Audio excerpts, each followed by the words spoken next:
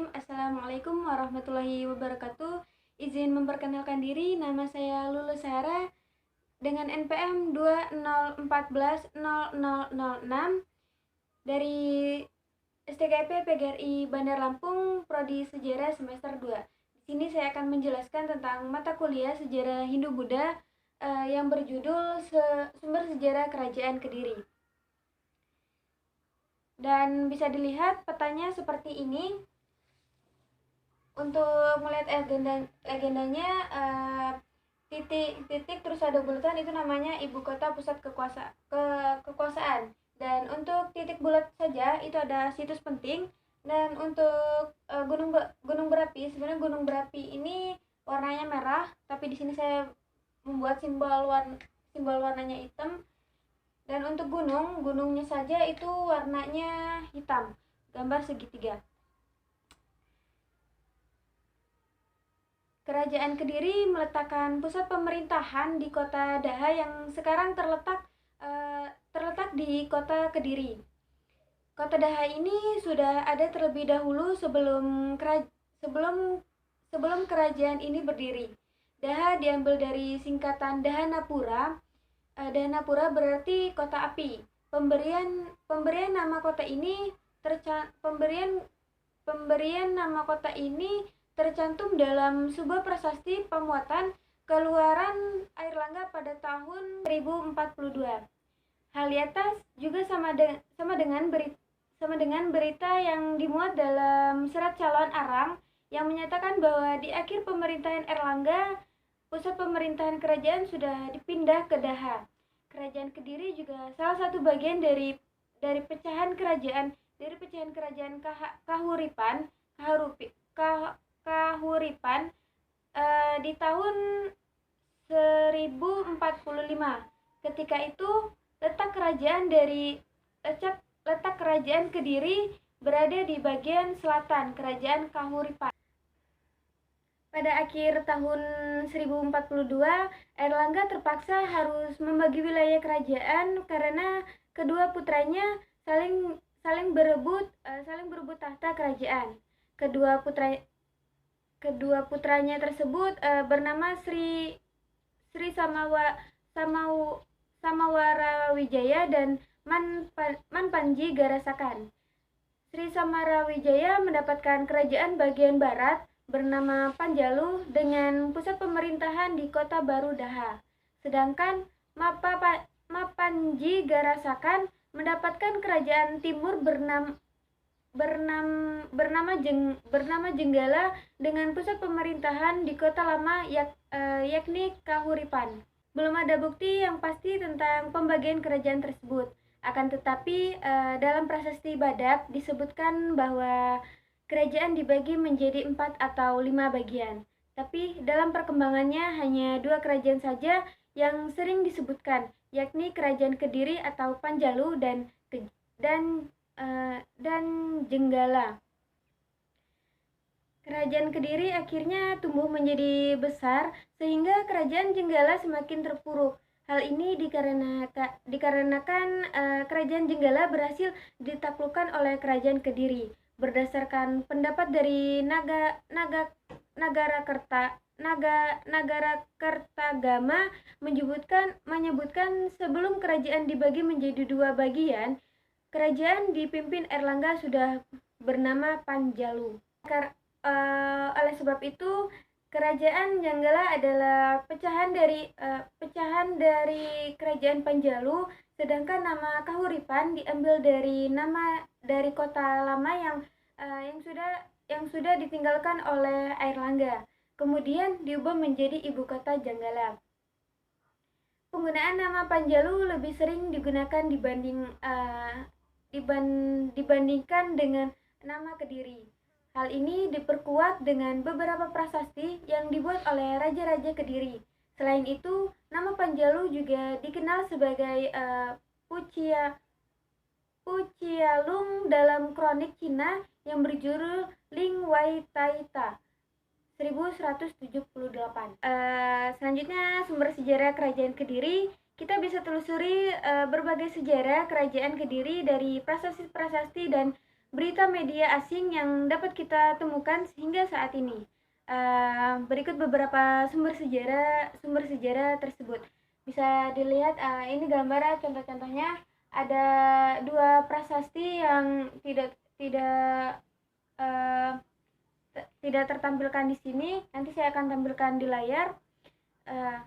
Kita bisa telusurinya. Pertama ada prasasti Banjaran.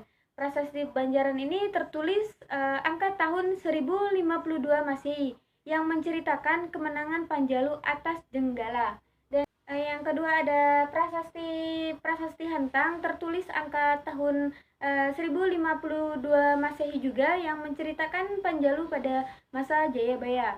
Dan yang ketiga ada prasasti Siraketing. Prasasti Siraketing ini tertulis angka tahun 1104 Masehi yang menceritakan tentang pemberian hadiah tanah kepada rakyat desa oleh Raja Jayawarsa. Dan yang keempat ada prasasti yang ditemukan di Tulungagung dan Kartosono. Berisi masalah keagamaan dikeluarkan oleh Raja Bameswara. Dan yang kelima ada prasasti Ngantang. Prasasti Ngantang tertulis angka tahun 1135 Masehi, menceritakan tentang Raja Jayabaya yang sudah memberikan hadiah kepada rakyat Sedaya Ngantang sebidang tanah yang bebas pajak. Dan yang keenam ada prasasti Jaring. Prasasti Jaring tertulis angka tahun 1181 Masehi, dikeluarkan oleh Raja Gandra, menceritakan tentang sejumlah nama pejabat dengan penggunaan nama hewan seperti kebo, waruga, dan tikus jinada. Dan ketujuh ada prasasti Kamulan. Prasasti Kamulan tertulis angka tahun 1194 Masehi, menceritakan tentang waktu pemerintahan Kertajaya yang berhasil menaklukkan musuh yang sudah memusuhi istana Katang-Katang. Lalu yang kedelapan ada Candi Penataran. Candi Penataran merupakan candi termegah dan terluas yang ada di Jawa Timur dan berada di lereng barat daya Gunung Kelut. Candi ini diperkirakan dibangun pada masa pemerintahan Raja Srengga sekitar tahun 1200 Masehi, kemudian dilanjutkan pada masa pemerintahan Wikramawardhana yang merupakan raja dari Kerajaan Majapahit sekitar tahun 1415 Masehi. Dan yang kesembilan ada Candi Gura. Candi Gura ini terletak di Kecamatan Kediri, Jawa Timur. Pada tahun 1957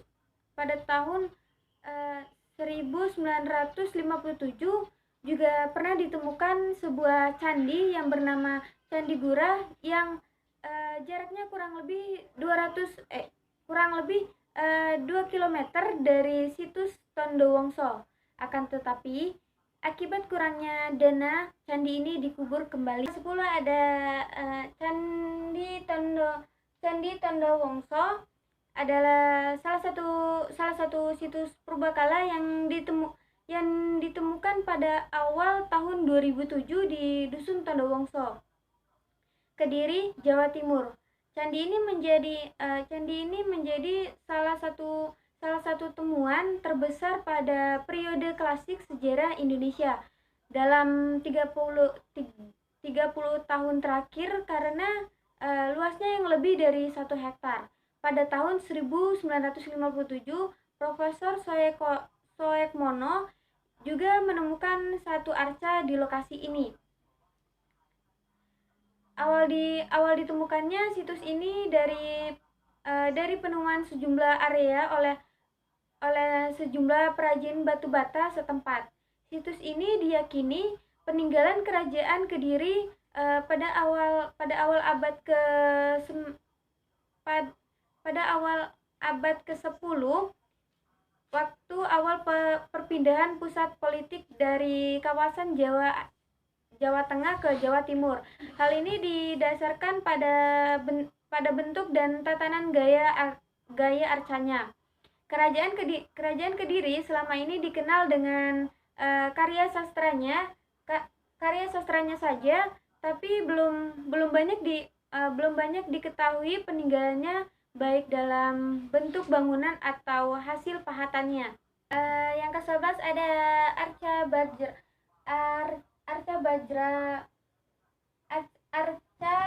Buddha Bajrasattva merupakan arca yang berasal dari masa kerajaan Kediri pada abad ke-9 atau ke-10. Saat ini arca tersebut menjadi koleksi Museum für Indische Kunst Berlin Dahlem, Jerman. Ke-12 ada Prasasti Galunggung. Di sini nggak ada karena pas ngeprint nggak pas, jadi nanti ditampilin di layarnya. Prasasti Galunggung berada di Rejo Tangan, Telunggung, dengan tinggi sekitar 160 cm, lebar atas sekitar 80 cm dan lebar bawah 75 cm. Prasasti ini ditulis menggunakan huruf Jawa kuno dengan penulisan yang rapi. Terdapat 20 barisan tulisan yang masih bisa dilihat dengan jelas. Ada juga pada sisi lain prasasti yang hurufnya yang telah hilang karena rusak telah dimakan oleh usia. Pada bagian depan terdapat sebuah lambang dengan bentuk lingkaran. Pada bagian tengah lingkaran terdapat gambar persegi panjang dengan beberapa logo. Selain itu ada juga tertulis angka 1123C di salah satu bagian prasastinya. Yang ke-13 ada Candi Tuban. Pertama kali ditemukan pada tahun 1967 ketika terjadi gelombang tragedi 1965 yang melanda Tulungagung. Aksi ikonoklastik adalah aksi yang menghancurkan ikon-ikon kebudayaan serta benda yang dianggap berhala. Candi Miri Gambar luput dari perusakan karena ada petinggi desa yang melarang untuk merusak ataupun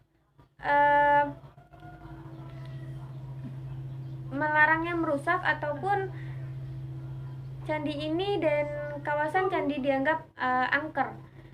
Aksi pun beralih menuju Candi Tuban. Penamaan ini diambil karena lokasinya ada di Dukuh Tuban, Desa Domasan, Kecamatan Kalidawir, Kabupaten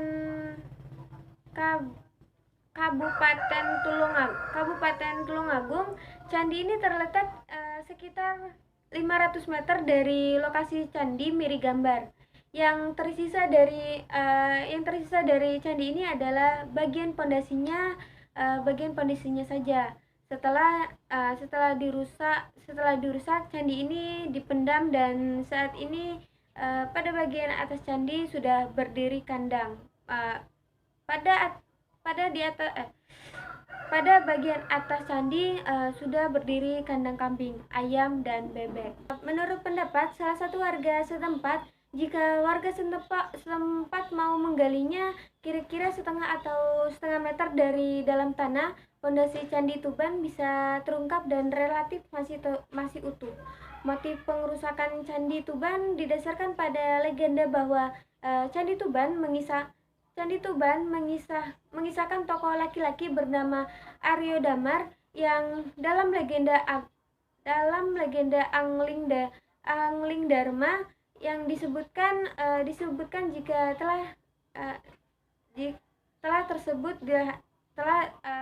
tersebut dihancurkan, maka dapat dianggap sebagai sebuah kemenangan. Yang ke-14 ada Prasasti Penumbangan. Prasasti Penumbangan juga juga dibuat pada tanggal 2 Agustus 1120 oleh Maharaja Bameswara.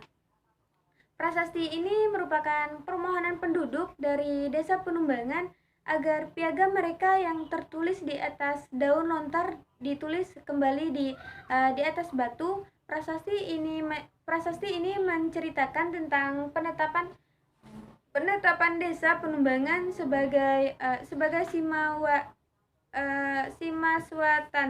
Simaswatantra pada raja sebelumnya yang telah dimakamkan di Gajapada.